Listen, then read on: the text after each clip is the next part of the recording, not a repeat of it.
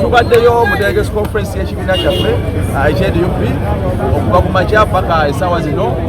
Ebifo ebisinga obungi tufunye obwangu nti wabaddewo okutabagana bonna kuba NUP yalanga wabaddewo okutabagana era ebifo ebisinga ne tuba nti tugezera mu kalulu tujjako ebifo nga 5 tetugenze mu kalulu alinako ne kabeera ka mazima na bwenkanya nga kalambulukufu era ne tubayo n'okukkaanya oluvannyuma abalondebwa ne balayira era tufulumye wano nga bayingira ekisajja kyabwe nga bayingidde office era tubaleze mu meeting bo era nga tuli basanyufu tuli basiimu ku kitulabye intalo kupata demokrasi oba enkola enambulukufu n'okusuubiza eri eggwanga nti eno ttiimu ate erondebwa eyongera olutalo lwakulaba nga tweddiza eggwanga nga bannansi kutereeza olutalo lwa demokrasiya eddembe ly'obuntu mu ggwanga n'ekisingira ddala nga National Unity Platform okuwa ekifaananyi ekigazi eri eggwanga lyaffe eri ensi yaffe. People power, Bani aba balayidde?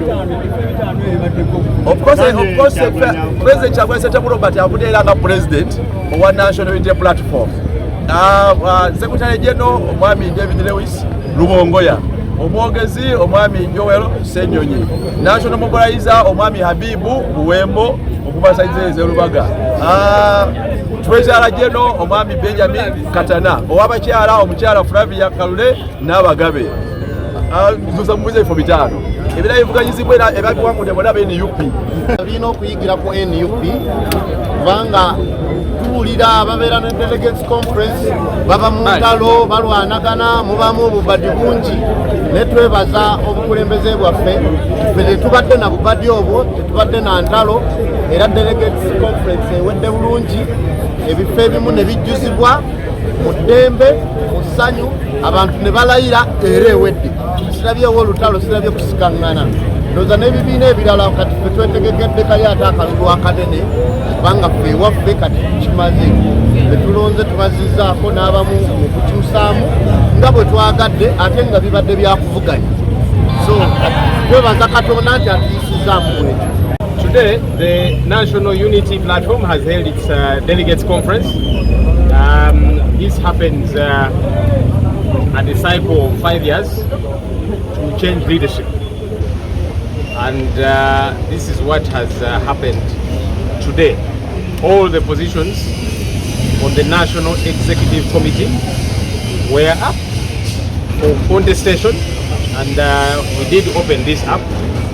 Of course, along the way, it became clear that some positions remain unopposed, even though it was open for whoever wished to apply to put in and express their interest. A couple of them remained unopposed, but there were a couple of others that had a number of our leaders expressing interest, which is a good thing, because for us as NUP, we don't believe in ring fencing any position for anybody.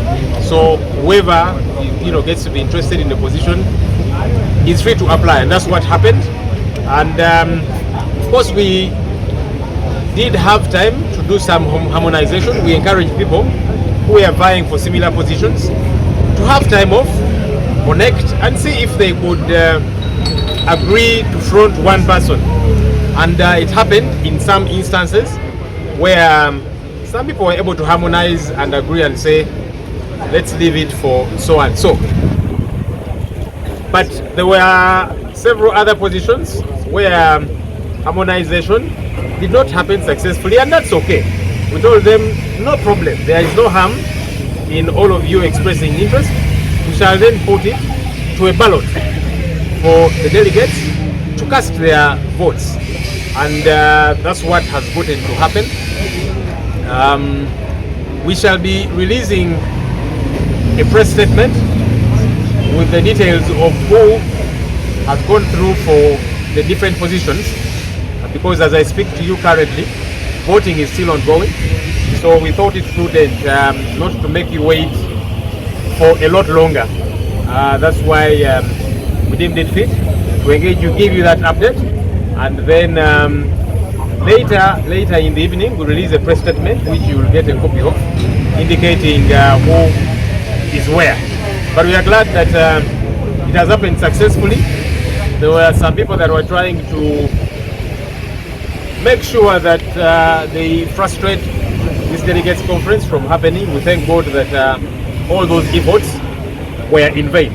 So we are glad that as the National Unity Platform, we are getting into the next election cycle with new leadership in a couple of positions. In some cases, leadership has been renewed, mandates have been renewed, and so we are headed into 2026 with zest, with gusto, with energy, and we are ready to do what we ought to do to thrive in the upcoming election. One of the other things that happened is that we passed a resolution, among others, condemning the brutality that has been occasioned on us. The Delegates Conference passed a resolution condemning state brutality that has been occasioned on us as the National Unity Platform several times. We saw what happened in the Kawempe North by-election.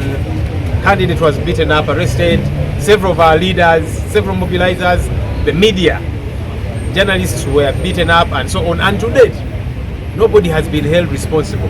So we passed a resolution condemning that, and also the continuous raids on our party offices. Many times when we want to hold, whether it be press conferences or that kind of thing, they are thwarted. And if we are a registered political party, but we cannot be able to operate freely. Whenever we want to hold activities across the country, the military and police get to disrupt us. Yesterday we saw police and the military.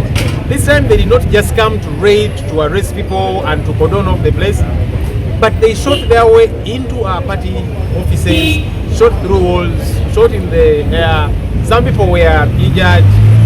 And today we don't understand why they did that.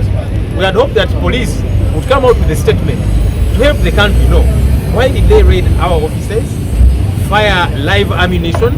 We don't know. So this has become a habit, and we thought it prudent that as the Delegates Conference we get to condemn this situation. The Delegates Conference also interested itself in the process of the youth elections. We talked about this as well, because nominations for young people interested in positions, youth positions, ended yesterday. However, for National Unity Platform aspirants and candidates, it's been a tall order. You have been seeing them go to places where they are meant to be nominated from, and they are told you go away, and they are only receiving those who belong to NRM. So our candidates kept being frustrated every step of the way. Why? Because for a very long time, the NRM had succeeded in making the country believe these youth elections are NRM elections. And so other parties would fear to participate. And we said, no, we shall participate. We are reaching out to the Electoral Commission in protest of this, saying, this is not fair, this is not right. Hopefully you can clean it up, and hopefully you can extend a bit of time so that our candidates don't get disenfranchised. Because for them to go where they are meant to be nominated from and they are sent away, it does not make sense at all. Our hope is that the Electoral Commission will not keep quiet, like they have kept quiet many times. They kept quiet about the Kawempe brutality, and yet they keep saying they are in charge. How do you say you are in charge, and yet somebody literally comes and roughshods over you, takes over the process, and does what they want to do, and you keep quiet? Our hope is that they will not keep quiet. Maybe to say we are also going to, we are writing a protest letter to security entities protesting the continuous brutality that is occasioned on us and the raids at our party offices, because they will not keep quiet as all of these things keep happening. Of course, they endeavor, they keep trying to provoke us, because when you come to our party headquarters and you begin to fire live ammunition in the air and so on, it's as if they're trying to provoke us. We have always told our people, let's remain law-abiding, let's remain calm, but we will not take this matter lying low. Delegates Conference, based on the constitution we are operating with, is made up of 127 delegates. You remember, by the way, that we did make amendments to our constitution to broaden it, get many more leaders on board as delegates and so on and so forth, and to change other modus operandi. But there are some people that are still trying to frustrate that, as you know, matters in court and so on. But we have the constitution we inherited from the Chibalama and the others. That's what we're operating with. Regarding all the different positions and so on, like I've said, we are going to release a press statement in not so long a while, and you'll get to know who is where and so on and so forth. Onako lwaleero tubadde ne tabamiruka ya NUP delegates conference.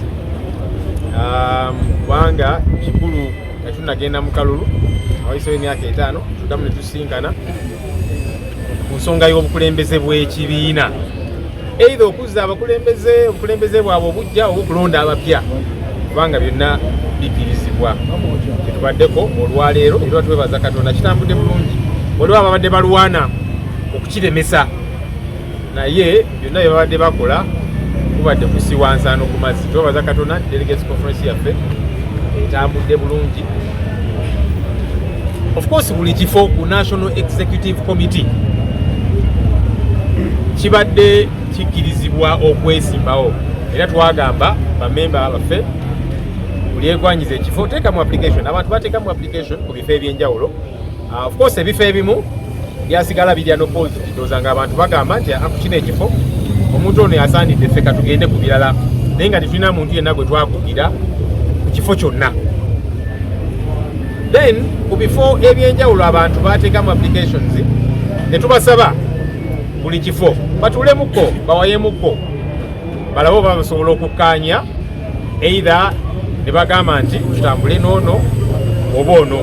Era ebifo ebimu ekyo ne kikola, ne bakkaanya nti tugende noono, naye ne tubagamba nti bwe temukkaanyizza tewali buzibu, kubanga ffe enkola eyaffe si ya kuzingako kifo nti kino kirina kubeera kyono. So abamu bakkaanya ebifo ebirala ne batakkaanya, ne tugamba tewali buzibu, mwenna muli bantu baffe ab'ekibiina, tujja kgenda mu kalulu kasa delegates conference egenda kutuula. So kyetubaddeko era nga tugenda kufulumya press release eraga ebifo ebyenjawulo, baani abagenze ku bifo ebyenjawulo. Mu delegates conference yaffe eno yemu tuvumiridde, tuyisiza resolution nga tuvumirira eryanyi eritukozesebwako eritukolwako ffe ng'aba National Unity Platform. Bajja batulugunya abantu baffe, mwalaba ekyali mu kalulu Kawempe North, bakuba abawagizi baffe, abakulembeze baffe ne candidate ne bannamawulire ne bakubibwa. Ate nga ne kaakano tewali yadde n'omuntu n'omu eyavunaaniddwa bumenyi bw'amateeka buno. Muzze mulaba nga ekitebe kyaffe bakizingako nga batukolako effujjo ery'enjawulo, ate nga tuli kibiina ekiwandiike.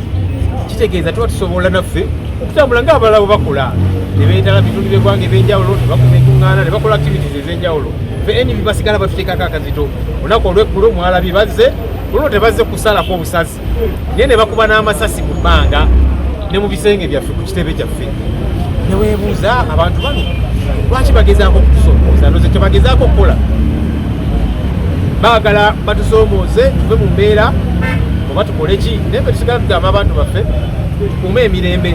Naye abantu munnaye ennyindo bw'oginyigiriza ennyo etuuka ekiseera nejja omusaayi. Simanyi oba bano kibaagala batukyokooze batusoomooze, tetumanyi, naye tuli mu kuwandiika kye tuyita protest letter ku bitongole bino ebikuuma ddembe. Lwaki batukolako effujjo? Lwaki batusumbuwa? Ekirala of course kye twogeddeko delegates conference yaffe, akalulu k'abavubuka akabindabinda, nominations zaggaddwawo olunaku lw'eggulo. Naye muzze mulaba nti ffe ba candidates abaagala okwesimbawo ku NUP nga babakugira n'okwenominatinga n'okwewandiisa, nga bagenda mu bitundu gye balina okwewandiisa nga baga nti mwemugira mulindako, nga bayita aba NRM bweziwera saa 12 tugaddewo obudde bugenze, kugamba buli kanaku nga babagobaganya. Of course kino bakikola lwa butiitiizi. Emyaka egyayita NRM yali akalulu kano ng'ekatwalanga aka NRM nga si kaggwanga lyonna, era ebibiina ebisinga ng'oba olyawo tebabyetabanamu. Naye ffe nga NUP twagamba nti akalulu k'abavubuka naffe tulina abavubuka abatuwagira ate bayitirivu bakeetabemu. So kati olw'obutiitiizi obwo kyovudde abazze bakola akavuyo ak'enjawulo. katusubire nti electoral commission kuba tuze tukitegeeza ku nsonga zino katusubire tejja kusirika busirisi nga bwe yasirika ng'effujo likoleddwa mu kalulu ka Kawempe n'ebirala. Katusuubire bajja kuvaayo ku nsonga eno sinakindi okwongezaayo ennaku abantu bano abakugiddwa okwewandiisa ddembe lyabwe ery'obwebange okwewandiisa ne beetaba mu processes. Katusuubire nti electoral commission tegenda kusirika nga bwe zeebula.